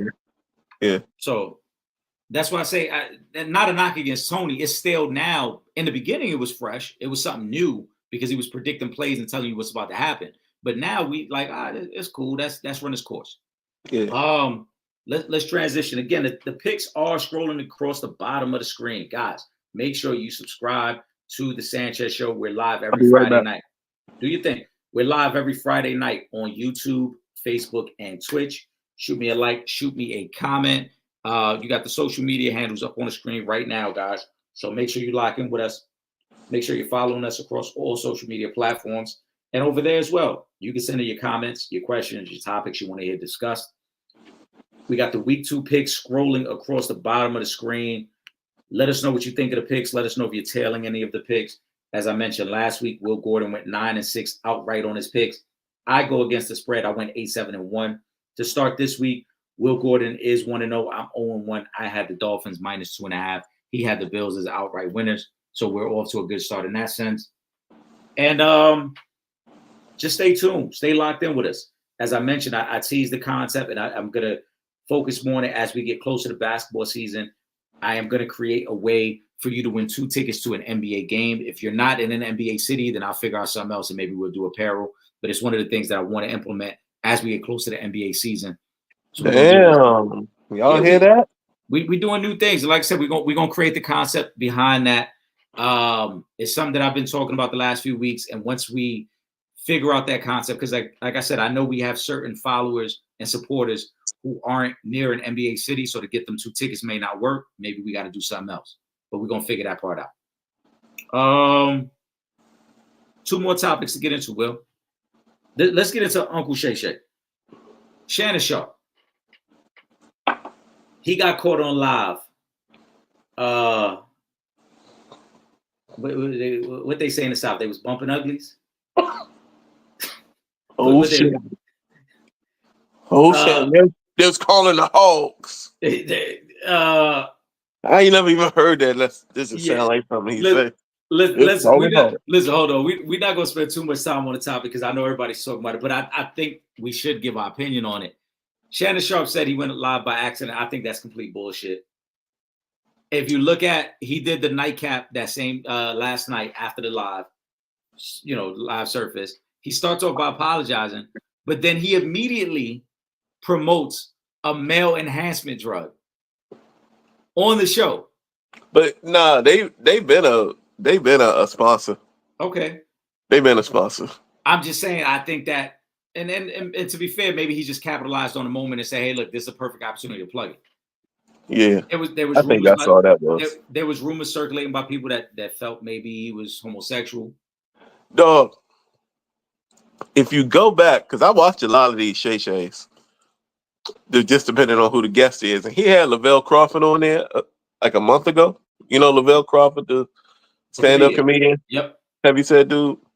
Yeah. And they was talking about something. I forget what it was they was talking about, but I remember distinctly Lavelle was like, now Shannon, what you need to do, you need to come out with a sex tape. I was like, wait a minute, whoa. Did he really take that to heart? But so you think it's a fake accident, or you think it's really an accident? No, it was a fake accident. Here's why. We go live every Friday. For people that have been rocking with us for quite some time, you know we've gone live on Facebook, right? Yep. When you set up the live, and you could check it when we get off. Pause right now. You know, after this live finished up. Pause. There are multiple steps you got to take before you can officially go live. It's not as simple as like you accidentally call somebody. Yeah, you got to give the camera permission. Yeah, right. So you got to press 3 or 4 buttons before you're actually live, because it'll give you a chance to set up a title for the live, all these type of things. Also, the position of the phone is facing upward. Either him or his female companion would have noticed your phone is on, bro. All right. So to me, I just think that it was a bullshit live. It's a wild night. But from the sound of it, it sounded like they was already in the middle of it when the live started. So at what point in the middle of the action did you grab your phone? Listen. When I say this a wild night, okay, early in my 20s, you know, stuff used to happen. Now, when I saw the live and the angles and the movements of the phone, I was like, oh, okay. I know what he was doing, but I ain't say nothing. Then I saw Rick Ross comments on it. He said, Shannon, you think you slick. He said you were trying to record a flick and then was about to get caught, so you tossed your phone real quick. And that's like with the angle of the ceiling fan and the angle of the dresser, and then the one joint that had the mattress that was just bouncing. Listen, I think that's exactly what happened. I think he was trying to take a flick, got caught, didn't know how to record the flick. It went went live. Didn't probably know what it meant because everybody say he ain't never gone live before. I And don't think then, that's true. I don't think that's true because oh, is it not true? no, and the reason I say I don't think that's true because I remember, and I can check back. I remember him going live when Laportier first came out, when the alcohol brand first dropped, and I remember him doing a live talking about the brand. Oh, okay, okay. Also, shout out Gary, shout out to Tyson. They got a couple questions, a couple statements, I should say, regarding this that I put up on the screen there. But also, he said himself, right? The call he gets to let him know he's on live is from one of the people that works with his brand and does his social media and let him know, yo, you're on live, you're on live. So if you don't normally go, like if all right, even if he was getting a flick, right? Which we know is very possible, why would Instagram be open? Right. That's true too. Man, I just think it's hilarious. Yeah, I think it's hilarious. And I think again, this is all strategy. This is all strategy. But see, He's not that careless, bro. He's not. There's no way he's that careless. But I think if it was all set up, he'd have went a little harder than he did in the audio. Nah, I think he gave his best effort. Pause. Just remember, gave you all the God. That's what he said. Hold on. When we took off the glass, when you lay your head down, at night, just know I gave you all I got.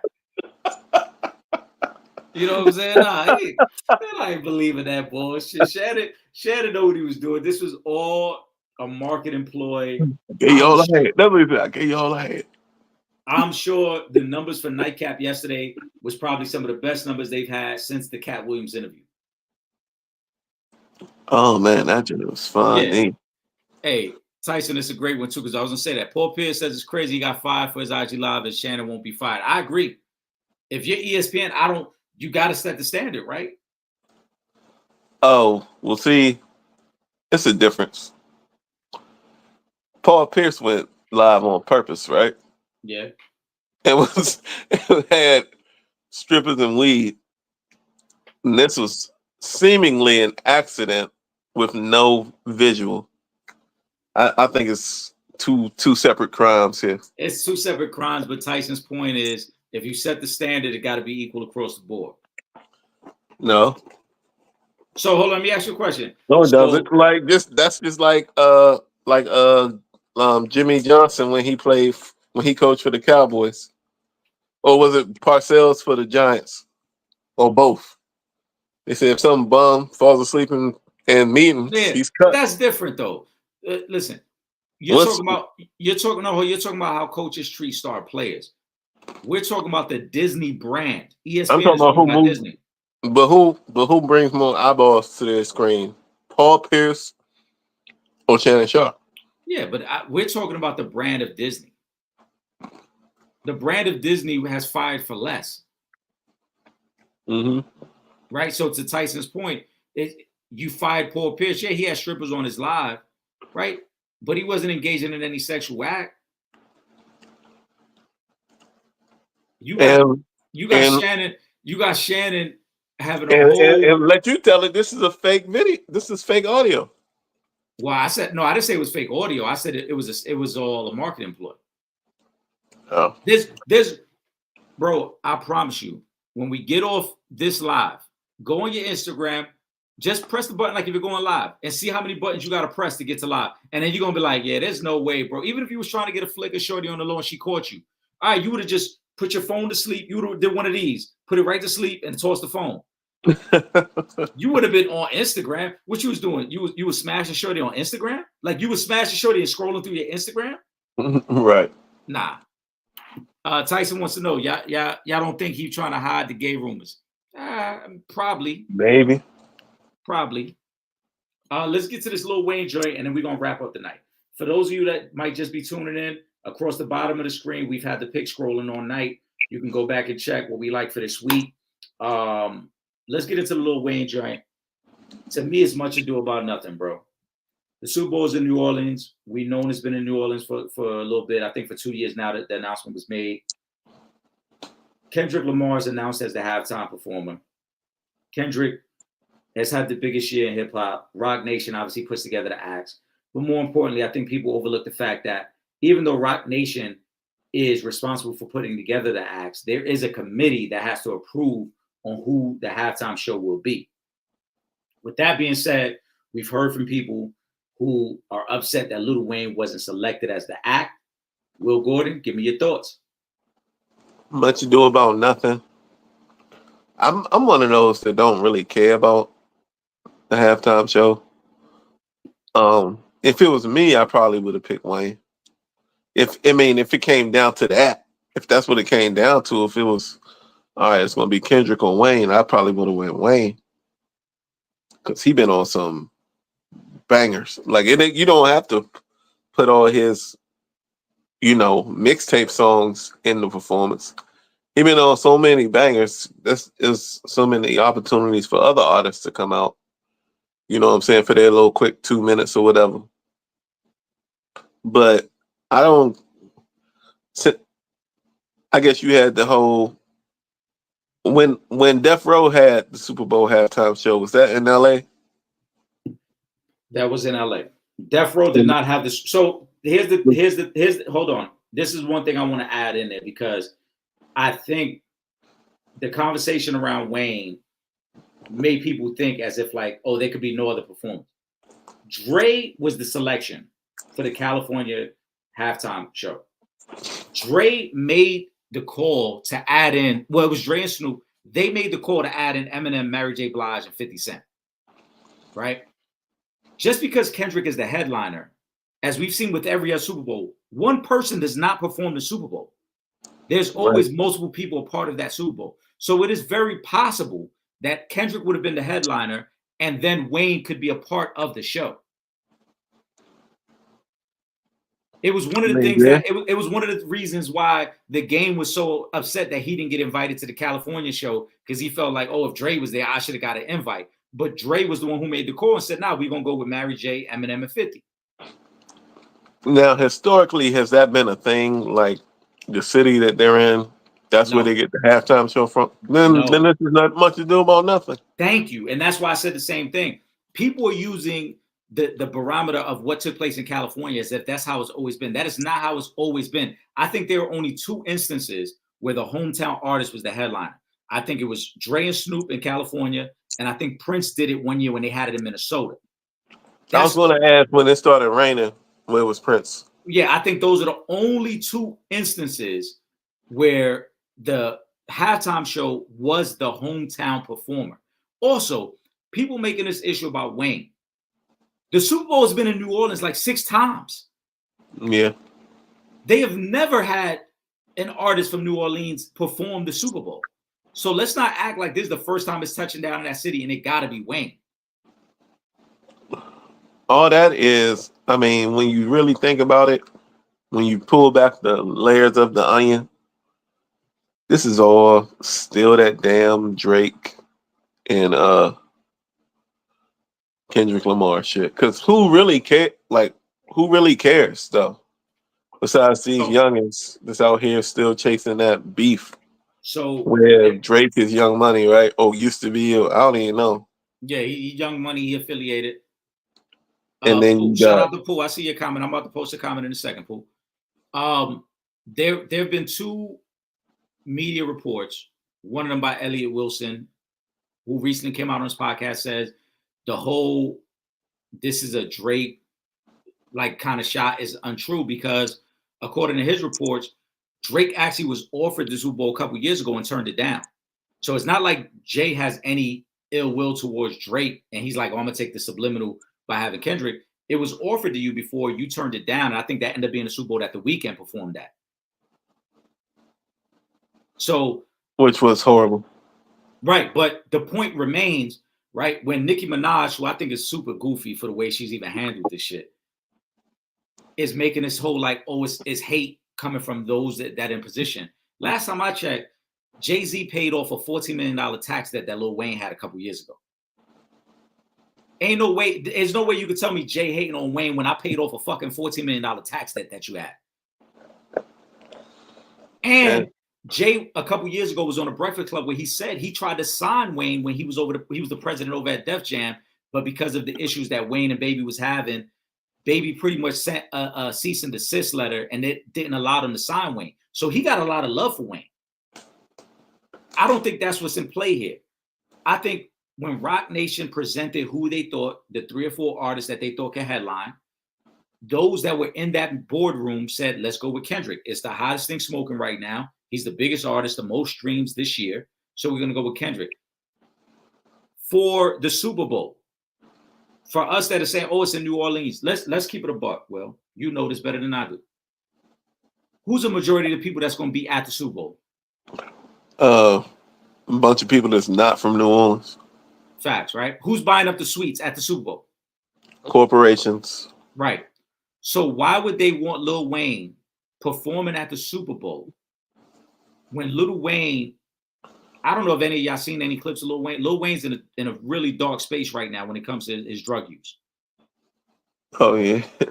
And now I don't know if it's now or just the years of it. It's the years of it are wearing on him. The years of it are wearing on him. But, and that's not to knock his catalog. That's not to take away from his greatness.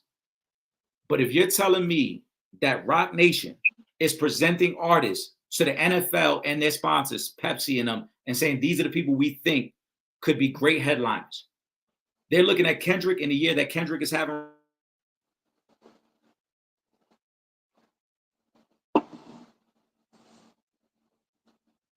Whoa. You know, it froze up, my guy.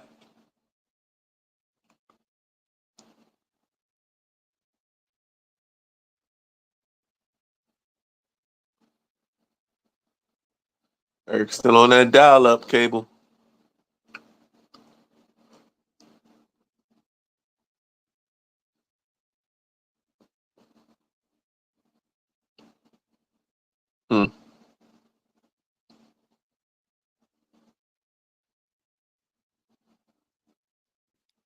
Hey, Will, let me know if you hear me. Yeah, I got you. Yeah, my connection fucked up on me right there. My point being, when Rock Nation presents their potential performers to the board, whatever 3 or 4 people they present, right? Kendrick being one, they say Wayne is another, whoever else. Pepsi, the NFL, and everyone part of that board, are they trusting Kendrick, who's been the hottest thing smoking this year, or are they trusting Lil Wayne with their halftime show? Yeah, you got to go with what's hot. Right. And again, I don't think it's a knock on Wayne because Wayne could still be a part of this performance. Looking back at every Super Bowl, it's not one person who performs the whole time. You normally bring somebody else in it. So it's very possible that they bring Wayne out to do 2 or 3 songs and then go back to Kendrick to end it off. But all this to me is much ado about nothing because we made this whole issue about like, oh, Wayne didn't get it, as if we shouldn't be celebrating Kendrick for getting it. Let me ask you something. You be playing Kendrick Lamar in your car? Not really, no. You be playing him in your house? No, not really. Maybe. Even before, I'm being honest. I ain't trying to hate. I'm just saying me like. No, but listen, I can say that about most of the halftime performances. When Rihanna was the halftime performance, I wasn't playing Rihanna.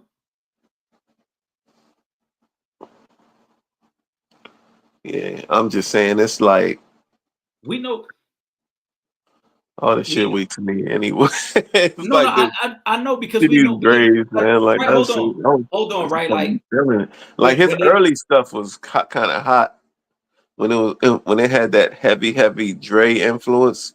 Yeah, but now I'm like let's not act like the halftime show is truly influenced by the culture. The halftime show is influenced by who's hot. Yeah, that's true.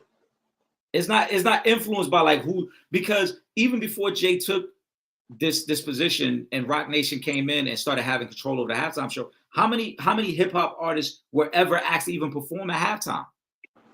Yeah. Like, think about.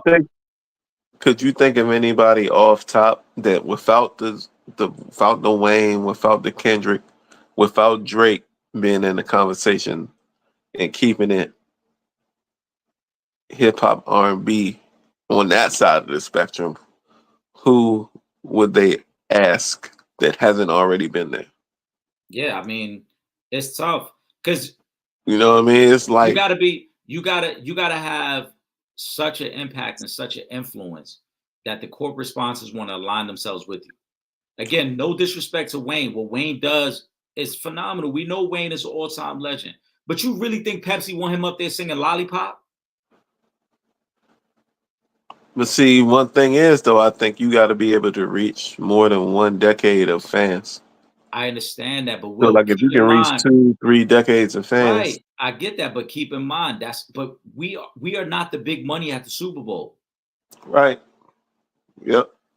They That's want why I said in the beginning, it's much ado as about much nothing. right, as much ado about nothing. Like if that was the case, right? Because this turned into, oh, they in New Orleans, so it should have been Wayne. So when the Super Bowl was in New York, why didn't they have a New York artist perform?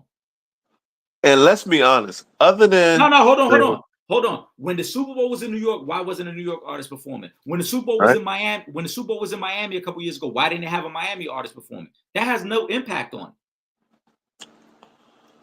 there was probably maybe in my whole life, maybe 3 or 4 Super Bowl halftime shows that I made it a point to watch. Every other Super Bowl, I'm Right, refilling my cup. I'm getting my plate. right, right. Uh, I'm making a uh, bathroom run. Yeah, I'm making right, right. I might you take know a quick what I'm saying? a quick walk around the block. I'm trying to see what that feel My like. life. I ain't never had that ever in my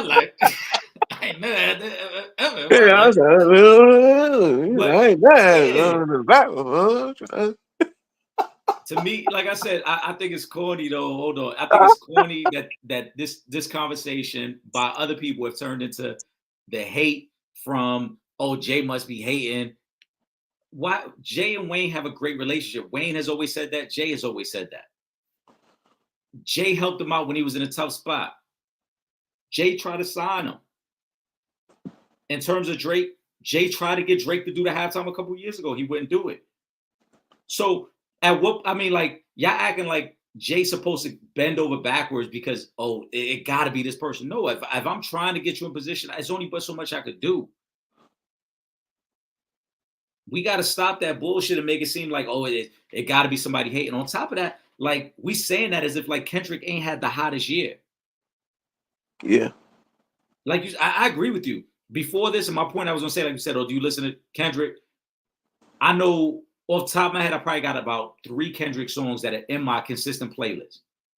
I'm not bumping his album on a regular basis. I'm not, when I'm in the mood to listen to music, that's not the first artist I'm running to listen to.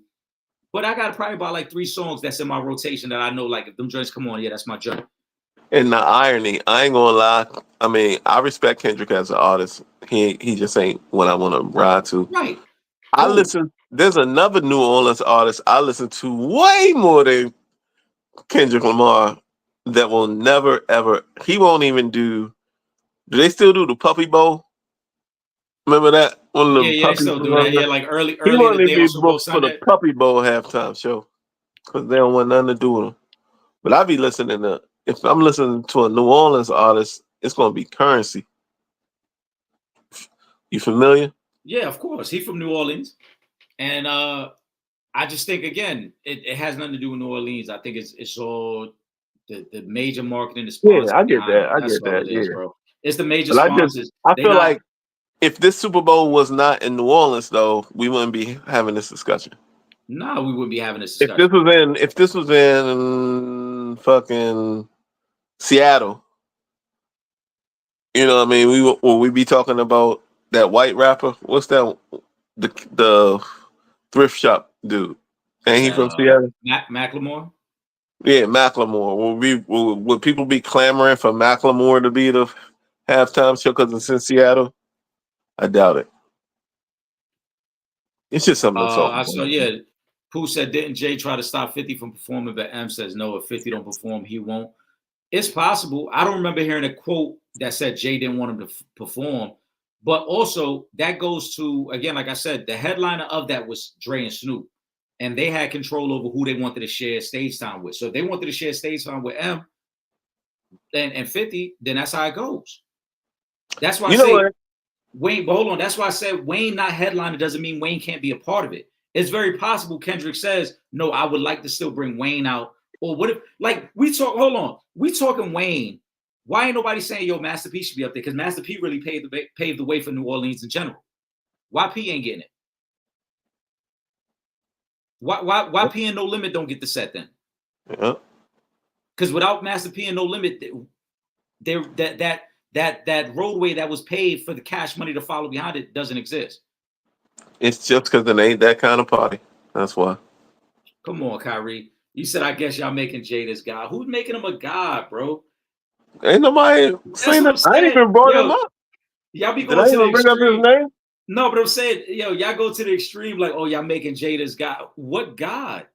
All I'm When saying did I is, even bring up Jay-Z's name? bro, I don't know. I guess by us saying that the final call isn't Jay-Z's, that we make him a god. It is his call. He's on the board. It's not, but he's not the final call. But He said, "Will and Eric question: Lil Wayne won't perform because of his loyalty to Drake. If he decides not to perform, that's his choice. Again, if he got that I type of brought that loyalty to up, Drake, Kyrie. I brought up the whole Wayne and Drake Young Money thing. I brought that. last time I checked, didn't Drake fuck Wayne's girl when he was in jail? Ooh. So Ooh. if Hey, Wayne yo. if Wayne got that level of loyalty to Drake, kudos to Wayne. But it don't feel like Drake had that level of loyalty to him. I could save the NFL millions of dollars when they trying to figure out these halftime shows. You know what they should do? You don't need Jay-Z on no board. You paying him whatever you paying him. Mm-hmm. You don't need no talent scouts. Just get, everybody has YouTube, right? Just get on YouTube. Go to the NPR Tiny Desk page. Them Tiny Desk concerts be rocking like shit. Of course they do. They be like 15 to 20 minutes. Go on there. That's exactly what you need for the halftime show. Go on there The and see thing who is, rocking live. And then boom, you got go ahead and pluck remember your talent from there. keep in mind that the halftime show doesn't pay. And so there's a lot of artists that will Oh, turn so it they down. gotta pay for it. Yeah. No, they don't. Yeah, that plays a The factor as artists well. gotta pay for it. Yeah, the artists are coming out of pocket. And like, remember when Usher did it a couple years ago, Usher had strategized to release music right after his halftime performance. So he leveraged it. Like he paid to be a part of the halftime show, but then leveraged it, understanding that I'm going to put out this music right after while I have your attention. So that plays a factor as well. Didn't Justin Timberlake do a halftime? He did. His Tiny Desk Kyrie was way said, better. Kyrie said next year Taylor Swift for sure. No, she won't because she turned it down actually. She don't need the Super Bowl. Nah, but she actually She turned the it down. biggest Right. act on the planet. She don't need the Super Bowl. Needs her. She don't need the Super Bowl. Right. Yeah, but again, this is the narratives that get created. Taylor Swift turned that down already, so I don't think Taylor Swift will be the Super Bowl next year. Will the NFL let him perform the Drake disc? I don't see why they wouldn't. That's why he's there. Right. That's one of the reasons he's there. That's why he's there. It would be a complete. Let's be real. It would be a complete letdown if he didn't perform. Not like us. It'd be wop wop wop wop wop all over that motherfucker stage. That's what I'm saying. It would be a complete letdown if he did not perform it. And I'm sure that was one of the things that probably was discussed. Like, if I get it, I'm playing the songs that I want to play. Because again, you're not paying me to be here. So now you can't tell me what songs I can and cannot play. I highly doubt he does not perform it. Will, give me a final thought. A minor. Oh no, that's not my final thought. That ain't my final thought. That's what's gonna be that's what's gonna be the craziest part of it. He gonna have the crowd singing along to that song. Give me a final thought, Will. Final thought. Week 2. Hey, Tua. Go ahead, sit your ass down, bro. You go and get your money. You got the world in front of you. You a decent looking guy. Pause. You can get TV jobs. I'm sure you can get coaching opportunities, be it at the NFL level or at Alabama. I know Saban's got your back. If you don't want to do that, I think you can get in the I still think you can get into baseball at a certain capacity because dudes be 29 and are rookies in Major League Baseball. So Yeah, but that means they've been in the minor leagues for a while. He's 26 right now. That means he would probably have to be in the minor leagues for 3 or 4 years, and he hasn't played the game in about 6 years. But somebody's gonna bring him in off his name. Nah, they not. Yeah, I don't think they would. I think they would. Tim Tebow Get tried off, that shit. Tim Tebow tried that shit, and he didn't get no higher than single A baseball. He didn't even get but to he can't double A or hit. triple A. He can't hit. What makes you think Tua can? Tua ain't played baseball in 6 years.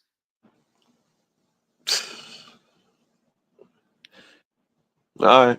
I mean, I'm just saying he got options. You ain't got to keep putting yourself out here in not in harm's way, in death's way at this point, man. Go ahead and take care of your family.